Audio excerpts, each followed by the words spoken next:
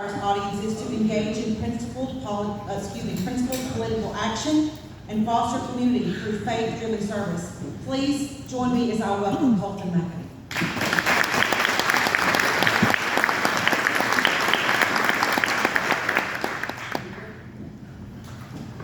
All right, well, I'm a little short, so can everybody hear me now?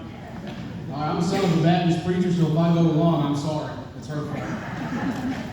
So I'll just go ahead and set my timer. My name's Colton McAbee. I grew up in Roane County, Tennessee, just like Mr. Fritz here. I live in Spring Hill, Tennessee now, and I was a deputy sheriff for Williamson County. On January 6th, I decided to go and see President Trump speak.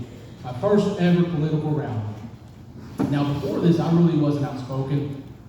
You couldn't get me in front of a crowd and talk at all. But I felt conviction to go to D.C. that day.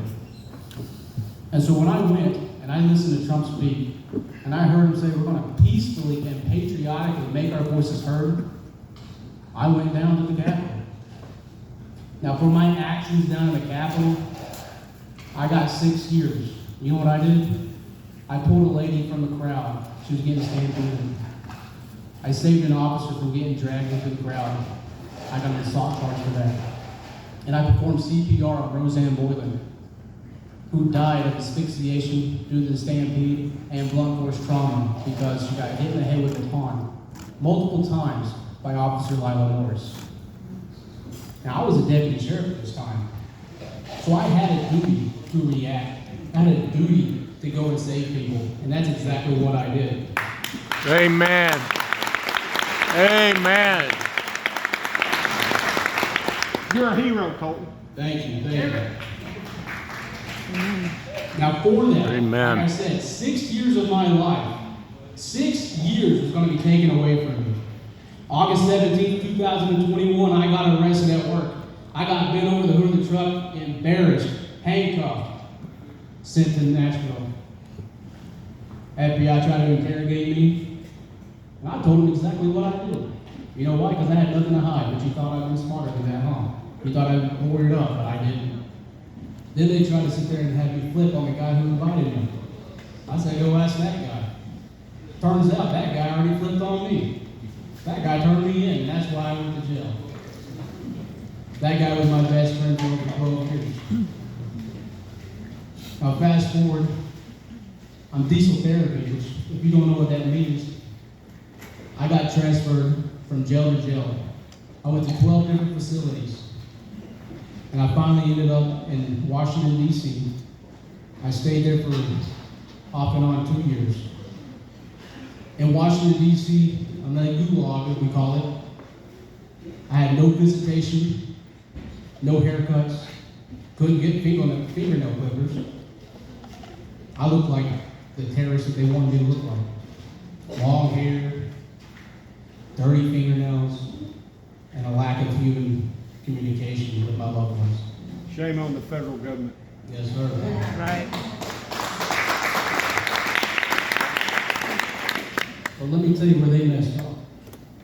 They messed up by putting all the January 6th together in that unit.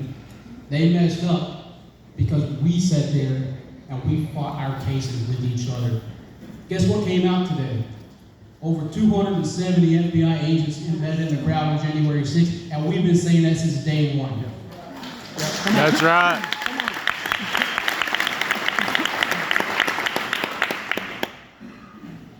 Now, January 6th, just because it ended on that day, and just because Donald Trump pardoned me on the 20th of this year, doesn't mean it's over. For 3.5 years, I was locked up. They sent me to Minnesota for federal prison. I've never been there before. I don't know. It's the North Pole to me, to be honest with you. And they kept me from my family. I lost my job. I lost my business. I lost friends and family. And I'm still trying to get that back. So just because I'm pardoned doesn't mean I'm actually whole. But let me tell you something. They lit a fire.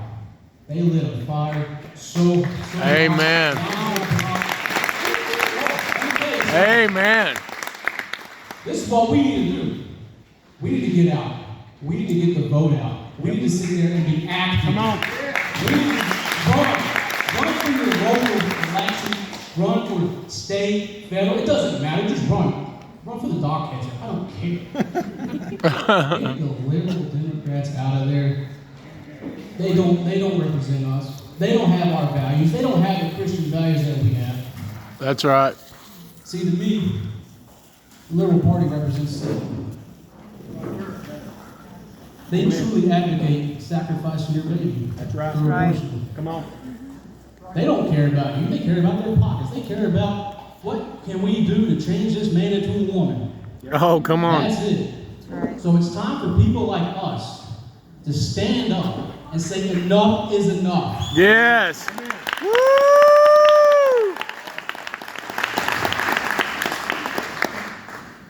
Because if we don't, this country's going to fall even farther. Yeah. Come on. With the assassination of Charlie Kirk, that truly woke up everybody. It showed you who was true Christian and true patriots, and it showed you who were the demons hiding behind the mask of liberalism. That's right. When you see politicians celebrating the death of Charlie Kirk, that should tell you something. Yeah. Those people do not, they do not deserve to be in that seat. No. Every single one of y'all have a job to do. Every single one of y'all need to get out and vote. And you know what? If you already did it, tell your neighbor. If your neighbor's a liberal, you know, tell them to go vote Democrat somewhere else, because they ain't voting here. Not here. Not in this county. Come on. No.